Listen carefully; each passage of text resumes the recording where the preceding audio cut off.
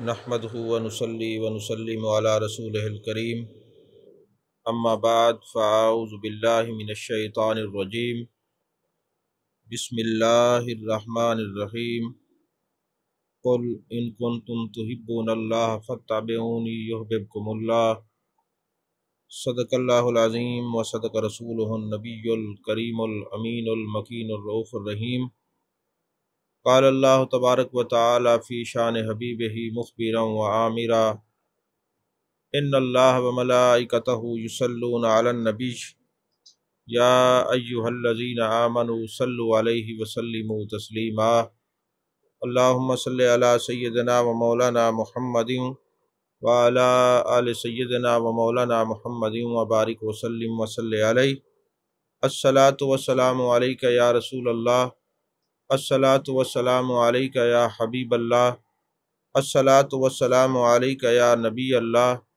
الصلاۃ والسلام علیک یا خیر خلق اللہ۔ تمام تعریفیں اللہ تبارک و تعالیٰ کے لیے ہیں، جو خالق کائنات بھی ہے، مالک شش جہات بھی، جو احد بھی ہے، صمد بھی ہے، جس کی شان لم یلد بھی ہے ولم یولد بھی۔ لا تعداد ہدیہ درود و سلام بارگاہ سید الانام، شفیع رحمت، والی امت، شاہ خوباں، جان جانا، شہنشاہ حسینہ، سید سروراں، سیاہ لا مکاں، تتمہ دوراں، سرخیل زہرہ جمالا، رازدان ماوہا، شاہد ماتغا، صاحب علم نشرہ، معصوم آمنہ، احمد مجتبیٰ، حضرت محمد مصطفیٰ صلی اللہ علیہ وآلہ وصحبہ وبارک وسلم کی دربار ناز میں اپنی عقیدتوں، ارادتوں، محبتوں کا خراج پیش کرنے کے بعد رمضان المبارک کی ان بابرکت گھڑیوں میں اور ان مبارک ساعتوں میں آج ایک خوبصورت عنوان کو لے کر گفتگو کر رہے ہیں۔ اللہ تبارک و تعالیٰ نے فرمایا قل ان کنتم تحبون اللہ فاتبعونی یحببکم اللہ۔ محبوب ان سے فرما دیجیے اگر یہ اللہ کی محبت کے دعوے دار ہیں، فاتبعونی تو ان سے فرمائیں کہ اپنی ذات کے بارے میں کہ میرے پیچھے چلو، یحببکم اللہ، پھر اللہ تمہیں اپنا محبوب بنا لے گا۔ ایک قبیلہ تھا، وہ یہ کہا کرتا تھا کہ ہمیں اللہ تبارک و تعالیٰ تک پہنچنے کے لیے نبی پاک صلی اللہ علیہ وآلہ وسلم کی ضرورت نہیں، ہمارا ڈائریکٹ ہی اللہ سے تعلق ہے۔ تو اللہ تبارک و تعالیٰ نے ان کے اس نظریے اور عقیدے کی نفی فرما دی اور فرمایا قل ان کنتم تحبون اللہ فاتبعونی یحببکم اللہ۔ محبوب ان سے فرما دیجیے اگر یہ اللہ کی محبت کے دعوے دار ہیں تو محبوب ان سے اپنے بارے میں فرمائیں کہ میرے پیچھے چلو، یحببکم اللہ، پھر اللہ تمہیں اپنا محبوب بنا لے گا۔ یعنی محبوبیت خداوندی تب نصیب ہوتی ہے جب کوئی بندہ محبوب علیہ الصلوۃ والسلام کی کامل اتباع کرے۔ آج ہمارے معاشرے کے اندر تصوف کے پردے میں مختلف چیزیں نظر آتی ہیں۔ لوگ سمجھتے ہیں جس شخص کی شاید لمبی داڑھی ہے وہ بہت بڑا صوفی ہے، جس نے لمبے بال رکھے ہوئے ہیں وہ بہت بڑا صوفی ہے، جس نے 10 انگوٹھیاں پہنی ہوئی ہیں وہ بہت بڑا صوفی ہے۔ حالانکہ یہ بات یاد رکھیں کہ صرف داڑھی رکھنا ہی ولایت ہے تو دوسرے کتنے مذاہب ہیں جن کے اندر داڑھیاں ہیں اور حد سے بھی بڑی ہوئی ہیں۔ اور اگر لمبے بال رکھنے سے ولایت ہوتی تو عورتیں ساری ولیہ ہوتی۔ لمبے بالوں کی جو محبوب علیہ الصلوۃ والسلام نے اپنی زلفیں رکھی ہیں، ایک حد ہے زلف کی۔ آج بڑے بڑے آپ نے جاہل صوفیوں کو دیکھا ہوگا کہ ان کے لمبے لمبے بال ہیں عورتوں کی طرح۔ مجھے سمجھ میں نہیں آتا کیا کبھی کوئی اہل علم ان سے نہیں ملا یا کبھی اہل علم کی وہ مجلس میں نہیں بیٹھے؟ آخر ایسا کیوں ہے کہ جب ہر چیز واضح شریعت کے اندر موجود ہے، زلف کی جو حد ہے نا وہ کانوں کی لو تک ہے یا کندھوں تک جو زلفیں ٹکرائیں وہ محبوب علیہ الصلوۃ والسلام کی سنت ہے، اور جو زلفیں کندھوں سے آگے کراس کر جائیں وہ عورتوں کی مشابہت ہے، اور جو مرد ہو کہ عورتوں کی مشابہت کرے اس پر فرشتے لعنت بھیجتے ہیں۔ اسی طرح فاسق معلن جو ہوتا ہے اس کے بارے میں جو فقہاء نے لکھا ہے، جو ایک سے زیادہ انگوٹھیاں پہنے وہ فاسق مولن ہے، اس کے پیچھے نماز نہیں ہوتی۔ اب جو ایک سے زیادہ انگوٹھیاں پہنے، اور فقہا نے تو اتنا احتیاط برتی ہے کہ ایک انگوٹھی میں ایک نگینہ ہونا چاہیے۔ اچھا، پھر اس کی بھی ایک حد مقرر ہے۔ اچھا، لوگ ایک سے زیادہ انگوٹھیاں پہن لیتے ہیں، انگوٹھے میں انگوٹھیاں پہن لیتے ہیں، 10 انگوٹھیاں پہن لیتے ہیں، اور وہ کہتے ہیں ہم نے بڑے صوفی ہیں اور ہم بڑا تصوف کو جو ہے ماننے والے ہیں۔ اور پھر جناب والا مختلف جو ہے نا وہ شکلیں بنا لیتے ہیں۔ اور کئی دفعہ ایسا ہوتا ہے پیر صاحب دنیا سے چلے گئے، ان کا بیٹا جو کلین شیو ہے، جو شریعت مطہرہ کی پابندی کرنے والا نہیں ہے، اگر دور سے اس کو دیکھا جائے تو پتہ ہی نہیں چلتا کہ یہ کون ہے، مرد ہے یا عورت بیٹھی ہے۔ یعنی اس قسم کی جو خرافات لوگ جس کے اندر مبتلا ہو گئے، ان کا تصوف سے کوئی تعلق نہیں۔ ایک بات یاد رکھیں، تصوف شریعت سے جدا نہیں ہے۔ جو تصوف کو شریعت سے جدا کہتا ہے، اصل میں نا یہ جو جاہل صوفی ہیں یا جاہل پیر ہیں، یہ علماء کے قریب لوگوں کو کیوں نہیں ہونے دیتے؟ اس کی وجہ یہ ہے کہ اگر یہ علماء کے پاس بیٹھیں گے، ان کو پتہ چلے گا فاسق مولن کیا ہوتا ہے، اور محبت رسول کیا ہوتی ہے، اور محبت رسول میں گم ہو کر اطاعت رسول میں جا کر بندہ اللہ کا تابعدار ہوتا ہے اور اللہ اس کو اپنا محبوب بنا لیتا ہے۔ تو پھر ہمارا یہ جو جہلوں کا لباس ہے یا طریقہ کار ہے، یہ تو ان کو پتہ چل جائے گا، یہ ہم سے دور ہو جائیں گے۔ پھر وہ کہتے ہیں جناب والا دیکھیں یہ عالم علیحدہ چیز ہوتی ہے، اور یہ تصوف یہ فقیری علیحدہ چیز ہوتی ہے۔ یہ کئی اس طرح جاہل صوفی آپ کو جو ہے نا بک بک کرتے ہوئے نظر آئیں گے، ان کو یہ پتہ نہیں ہے کہ تصوف شریعت سے جدا نہیں ہے۔ ایسے پیروں سے اور ایسے سجادہ نشینوں سے بچنا چاہیے۔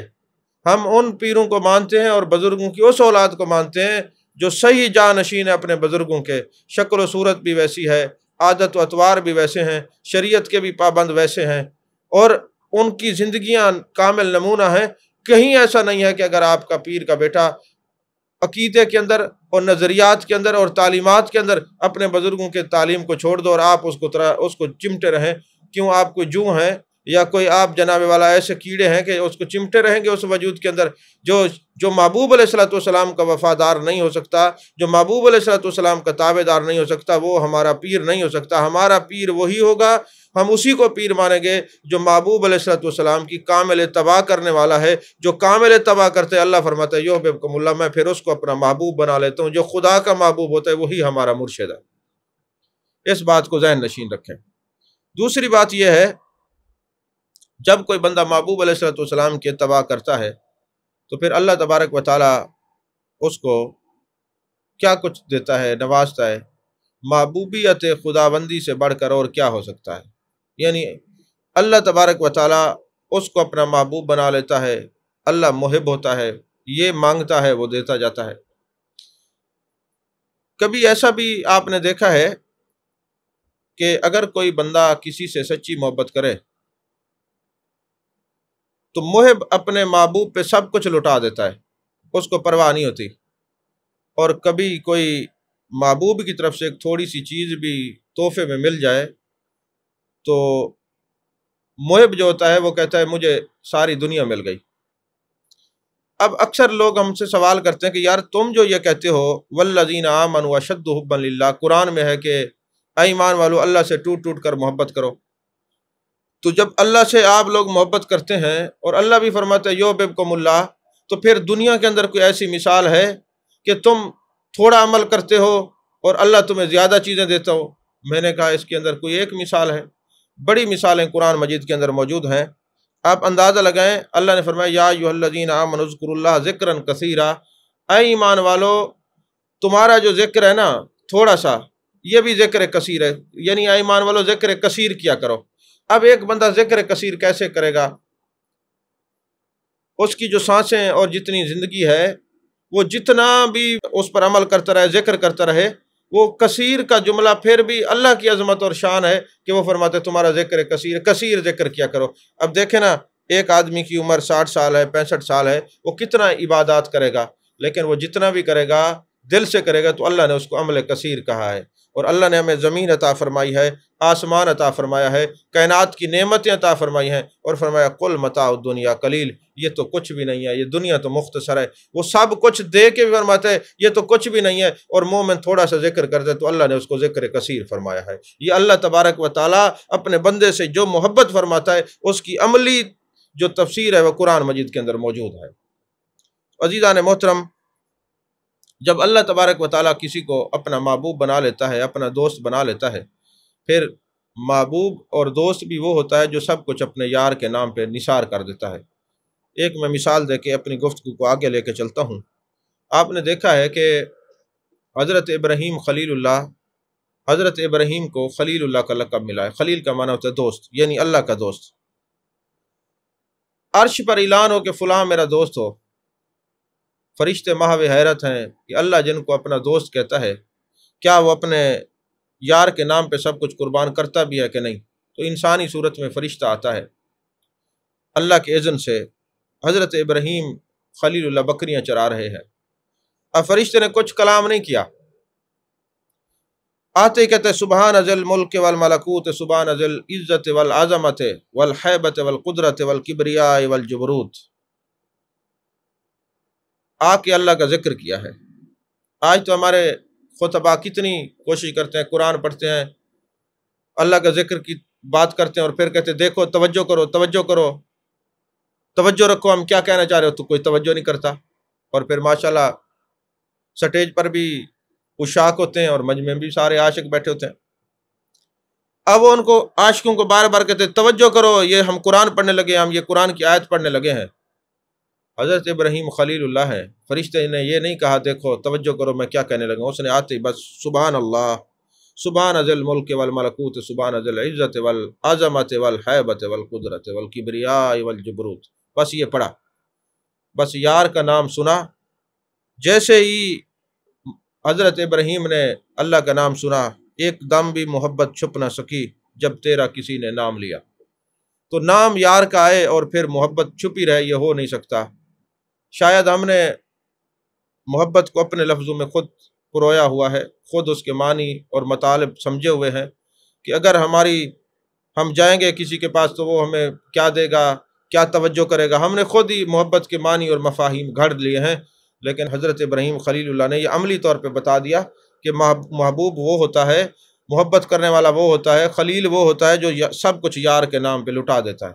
اب فرشتے نے یہ کہا نا، تو حضرت ابراہیم خلیل اللہ کو اللہ کا نام سن کے لذت آئی، واجد طاری ہو گیا، فرمانے لگے اے میرے یار کا نام لینے والے ایک بار پھر نام لو۔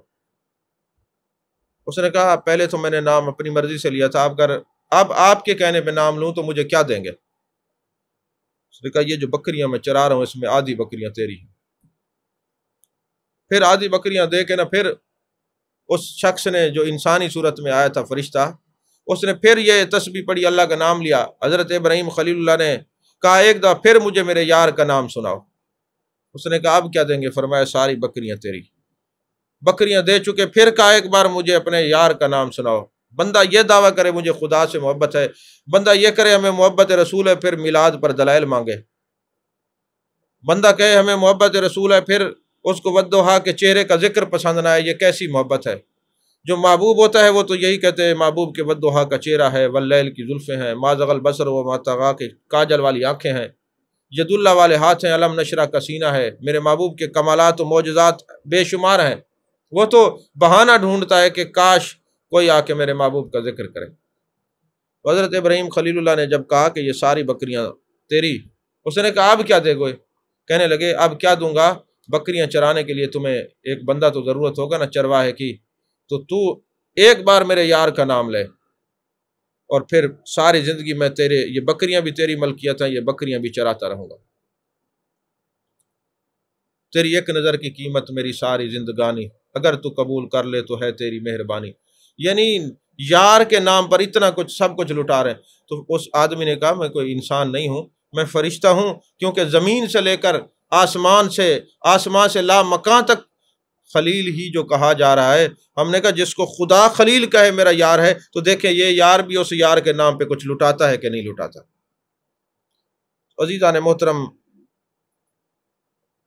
سیدنا ابراہیم خلیل اللہ یہ اللہ کے خلیل ہیں، دوست ہیں، اور انہوں نے ایک نکتہ ہمیں دیا ہے کہ دوست وہ ہوتا ہے جو دوست پر سب کچھ قربان کر دیتا ہے۔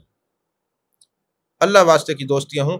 جو آج کل کی دوستیاں، میں ان کی بات نہیں کر رہا، جو تصوف کے اندر جو دوستی ہے اللہ اور اس کے رسول کی محبت کی، اس کا ذکر کر رہا ہوں۔ یہی سیدنا ابراہیم خلیل اللہ ایک مرتبہ اللہ کی بارگاہ میں عرض کرتے ہیں، یا رب العالمین، جب ملک الموت آتا ہے نا کسی گناہگار کی شکل کو، گناہگار کی روح کو قبض کرنے کے لیے، تو کیسی شکل میں آتا ہے؟ تو مشاہدہ کرایا گیا تو اتنا ڈراؤنی اور خوفناک شکل تھی، حضرت ابراہیم خلیل اللہ پر ایک کیفیت طاری ہو گئی۔ عرض کرنے لگے، میرے مالک، گناہگار کو اگر تو کوئی اور سزا بھی نہ دے تو اس کی اسی شکل میں وہ سامنے آئے تو اس کی یہی سزا کافی ہے۔ اور پھر فرمانے لگے، جب نیک کی روح قبض کرنے کے لیے آتا ہے تو پھر کیسی شکل میں آتا ہے؟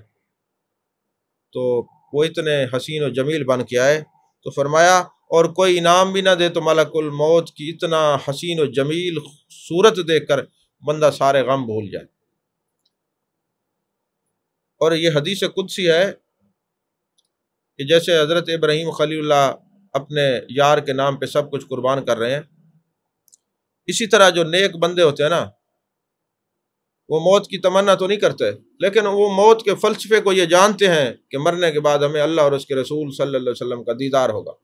اور ان کے بارے میں اللہ تبارک و تعالیٰ نے بھی فرمایا کہ میرے نیک بندوں کا شوق میری ملاقات کے لیے بڑھ گیا ہے، ان سے زیادہ میں مشتاق ہوں ان سے ملاقات کرنے کا۔ حدیث قدسی ہے۔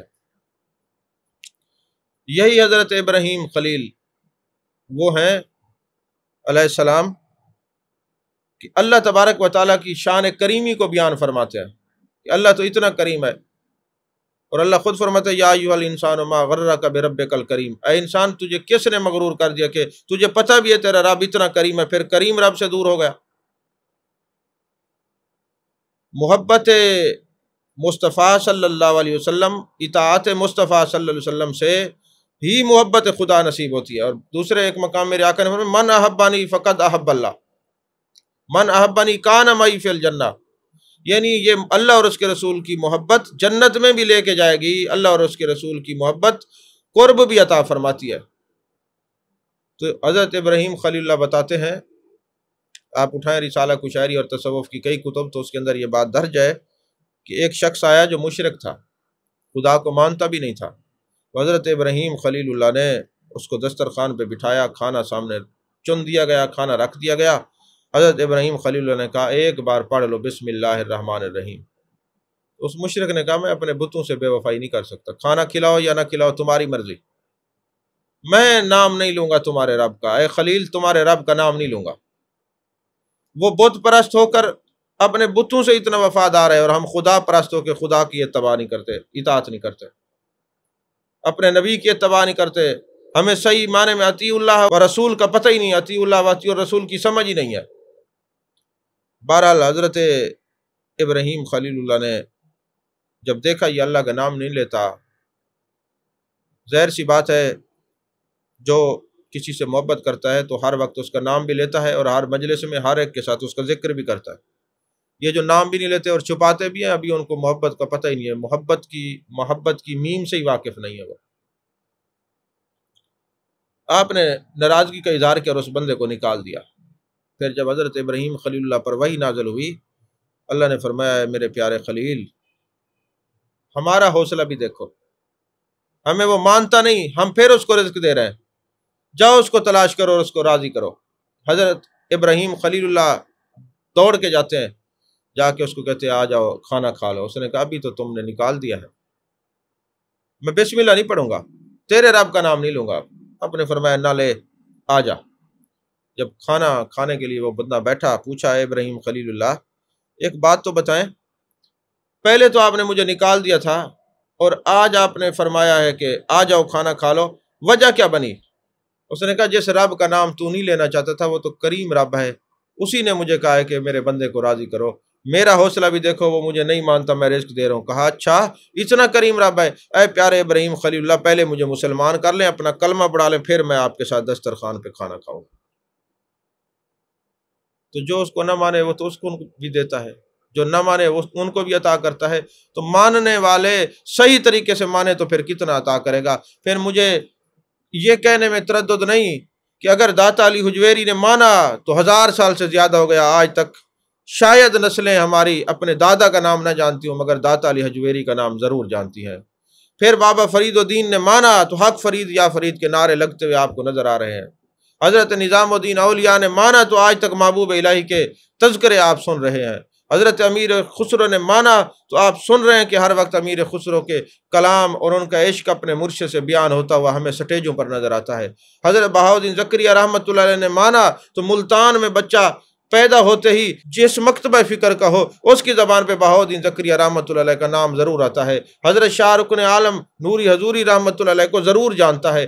تو پتہ چلا جو صحیح معنی میں اللہ کو ہی معبود بنا لیتے ہیں، معبود تو اللہ ہے، معبود بھی مانتے ہیں اور اس معبود کو اپنا معبود سمجھ کر پھر ان کی عبادت کرتے ہیں، پھر ان کی قبریں بھی بادشاہت کرتی ہیں، ان کا نام قیامت تک زندہ رہتا ہے اور ان کا فیوز برکات ہمیشہ جاری اور ساری رہتے ہیں۔ عزیزان محترم، یہ تو محبت کے چند پہلو میں نے آپ کے سامنے گوش گزار کیے۔ دو باتیں اور بھی عرض کرنا چاہوں گا کہ جو محبت کرنے والے ہوتے ہیں نا، اللہ کے عاشق ہوتے ہیں، وہ تانا برداشت نہیں کر سکتے۔ کوئی بالخصوص خدا کے نام کا تانا دے، یہ برداشت نہیں ہوتا۔ ابو جہل کی ایک ملازمہ تھی جس کا نام حضرت زنیرہ تھا، اس کو بعض اوقات بعض علماء زنیرہ بھی کہتے ہیں، زنیرہ اصل تو نام زنیرہ بنتا ہے، زنیرہ بھی کہتے ہیں۔ بہرحال یہ حضرت زنیرہ رضی اللہ تعالیٰ عنہ ابو جہل کے گھر کے کام کاج کیا کرتی تھی۔ محبوب کی محبت کے تذکرے ہوئے تو یہ بھی مسلمان ہو گئی۔ ابو جہل کو جب پتہ چلا تو اس نے تشدد شروع کر دیے، مارنا شروع کر دیا۔ یہ مار بھی کھاتی جاتی تھی اور لذت عشق میں اور بڑھتی جاتی تھی۔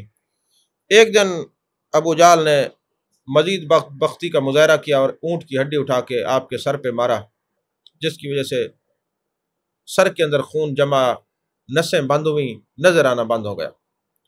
جب نظر آنا بند ہوا، صبر کیا، دامن مصطفیٰ صلی اللہ علیہ وسلم کو چھوڑا نہیں، پھر بھی زبان پہ اپنے نبی کا نام پکارتی رہی، عاشقہ صادقہ تھی نا۔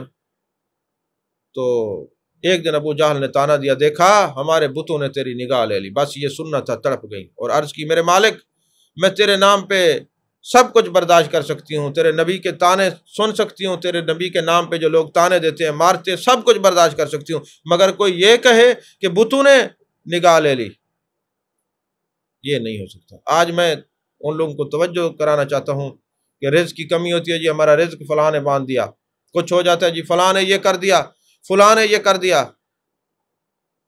شاید آپ نے رزق کے معاملے کو پڑھا ہی نہیں، شاید آپ اس بات کو سمجھے نہیں، دوسروں کو ذمہ وار ٹھہراتے ہیں۔ حضرت زنیرہ کا عشق پڑھیے، انہوں نے فرمایا میں یہ برداشت نہیں کر سکتی، میرے مالک مجھے پتہ ہے شفا دینے والا بھی تو ہے، بیماری دینے والا بھی تو ہے، تو میں یہ برداشت نہیں کر سکتی، تیری بارگاہ میں تیرے نبی کا وسیلہ پیش کرتی ہوں، میری نظر واپس کر دو، تاکہ اس مردود کو پتہ چل جائے لات منات عزا یہ بت کچھ نہیں کر سکتے، جو کچھ بھی کرتا ہے میرا احکم الحاکمین کرتا ہے، میرا اللہ کرتا ہے۔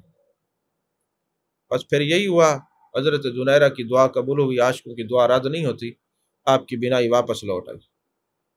اسی طرح قاضی ایاز مالکی نے شفا شریف کے اندر ایک روایت نقل فرمائی ہے، ایک بڑھیا مائی، بڑھیا عورت اپنے بیٹے کو لے کر مدینہ شریف جاتی ہے، وہاں وہ بیمار ہو جاتا ہے، فوت ہو جاتا ہے، اس پر کپڑا دے دیا جاتا ہے، محبوب فرماتے ہیں ان کی اماں جان کو بلایا جائے، ماں آتی ہے، دیکھتی ہے میرا بیٹا فوت ہو گیا، اللہ کی بارگاہ میں عرض کرتی ہے نہیں یہ نہیں ہو سکتا، میرے مالک سب کچھ برداشت کر سکتی ہوں، بیٹا چلا جائے دنیا سے ٹھیک ہے، تیری رضا پہ راضی رہ لوں گی، اگر کسی نے مجھے یہ تانا دے دیا تجھے ملا کیا ہے، تو نے اپنے نبی کے لیے ہجرت بھی کی اور بیٹا بھی دنیا سے چلا گیا، تجھے ملا کیا ہے، مجھے میرا بیٹا چاہیے۔ وہ سمجھتے تھے شاید ماں کی مامتا کے جذبات ایسے ہیں، لیکن وہ تو عاشقہ صادقہ تھی کہ کوئی مجھے میرے نبی کا تانا نہ دے، بس یہ دعا کرنی تھی۔ بیٹا دوبارہ اٹھ کے بیٹھ گیا۔ حضرت انس بن مالک کہتے ہیں پھر وہ محبوب کے زمانے میں زندہ تھا، صدیق اکبر رضی اللہ تعالیٰ عنہ کے زمانے میں زندہ تھا، حضرت فاروق اعظم رضی اللہ تعالیٰ عنہ کے زمانے میں زندہ تھا، حضرت عثمان غنی کے زمانے میں زندہ تھا، پتہ نہیں وہ کب تک زندہ رہا۔ آگے جو حدیث اور روایات کی کتب ہیں وہ خاموش ہیں۔ ماں دنیا سے چلی گئی مگر بیٹا پھر بھی زندہ رہا۔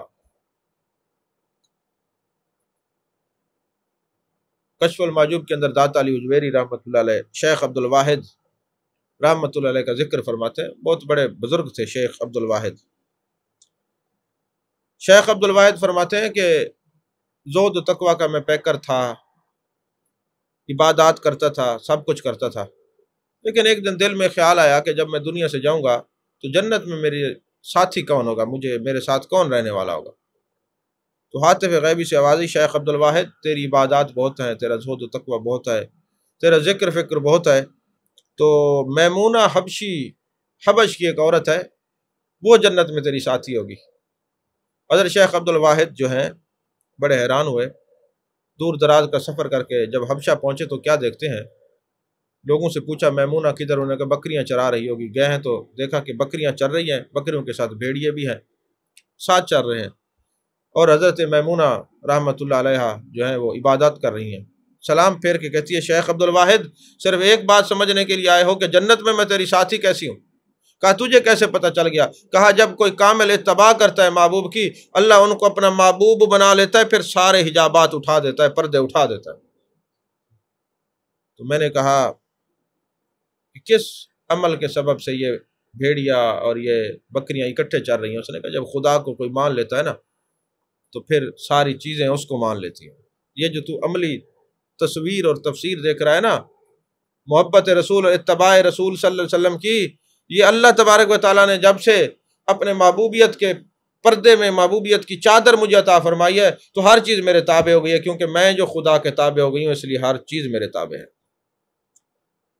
حضرت ابراہیم بن ادھم سو رہے ہیں، خواب دیکھتے ہیں کہ فرشتے نظر آتے، رجسٹر بنائے ہوئے ہیں، اس کے اوپر جو اللہ کے محبوب ہیں ان کے نام لکھے ہوئے تھے۔ تو پوچھنے لگے فرشتوں یہ رجسٹر میں میرا نام رسالہ کشاریہ میں بھی ہے، اور جہاں بھی آپ حضرت ابراہیم بن ادھم رحمۃ اللہ علیہ کا ذکر پڑھیں گے اس میں یہ بات بھی لکھی ہوئی ہے۔ علامہ فرید الدین عطار رحمۃ اللہ علیہ نے بھی اس کو بھی نقل فرمایا۔ تو فرمان لگے بھائی ابراہیم بن ادھم کہنے لگے فرشتوں بتاؤ کہ اللہ کے ولیوں کی اس رجسٹر میں میرا نام ہے؟ تو فرشتوں نے کہا نہیں، کھول کے دکھایا نہیں تھا۔ کہا اچھا میں اللہ کے ولیوں سے محبت کرتا ہوں۔ تو دوسرا رجسٹر تھا جو ولیوں سے محبت کرتے ہیں، اس کے اوپر سب سے پہلا نام ابراہیم بن ادھم کا تھا، اور جو اللہ کے ولیوں سے محبت کرتا ہے وہ اللہ سے محبت کرتا ہے۔ دنیا میں آپ کوئی ایسا شخص نہیں دکھا سکتے جو اولیاء کو مانتا ہو مگر شہداء کو نہ مانتا ہو، صدیقین کو نہ مانتا ہو، میرے آقا علیہ السلام کو نہ مانتا ہو، سارے انبیاء کا قدردان کیوں نہ ہو، یہ ہو ہی نہیں سکتا۔ سارے نبیوں کو مانتا ہے جو کسی ولی کو ماننے والا ہوتا ہے۔ عزیزان محترم، ایک سوال ذہنوں میں اکثر لوگوں کے آتا ہے کہ جب اللہ اتنا کریم ہے، اتنا رحیم ہے، تو پھر یہ سزا اور جزا کا سسٹم کیوں ہوتا ہے؟ یہ آزمائشیں کیوں آتی ہیں؟ یہ تکالیف کے اندر اللہ کیوں مبتلا کرتا ہے؟ اب تکلیف میں مبتلا رہنے والے نیک لوگ تو اس لیے ہوتے ہیں کہ ان کے درجے بلند ہوں، اور گناہ گاروں کو جو تکلیفیں اور آزمائشیں دی جاتی ہیں، ایک ڈاکٹر لکھتا ہے، کہتے میں یہ سوچا کرتا تھا کہ اللہ تبارک و تعالیٰ اپنے بندوں کو کیوں سزا دیتا ہے، آزمائشیں کیوں آتی ہیں، کیا معاملات ہیں؟ کہتے پھر میرے ایک واقعہ ہوا، کسی جگہ پہ میں سفیر تھا، تو وہاں میں نے دیکھا کہ تھوڑی دیر کے بعد پروٹوکول کی گاڑیاں آ گئیں، اور ایک دوسرے ملک کی ایک سفیرہ عورت آئی، اس نے آ کے ڈاکٹر سے ملاقات کی جس بلڈنگ میں رہتے تھے، اور ڈاکٹر کو کہا میرا یہ کتا ہے، یہ بیمار ہے، اس کا علاج کرانے کے لیے آئی۔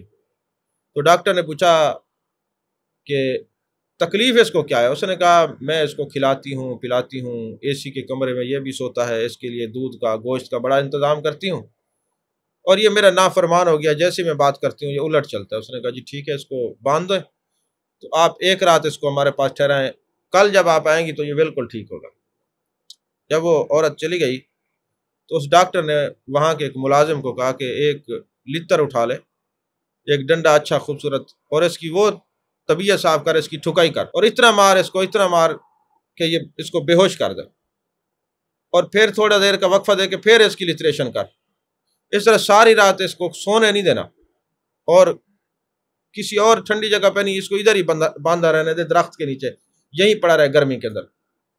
ساری رات اس کو جب مارا، اگلے دن جیسے ہی وہ اس کی مالکن آئی تو یہ کتا اٹھ کے اس کی جھولی میں چلا گیا، اور اس کو جناب والا پیار سے دیکھنے لگا، اور ایسی صورتحال میں وہ ایکٹنگ کتا کر رہا تھا کہ یہاں سے مجھے لے چلو، تو کہتے میرا مسئلہ حل ہو گیا، میں سمجھ گیا کہ اس کتے کو اپنے مالک کی وفائیں نہیں برداشت ہوئی، انہیں کھلایا پلایا، اتنا پیار دیا، اس سے برداشت نہیں ہوا، تو اب اس کی سزا اس کو ملی۔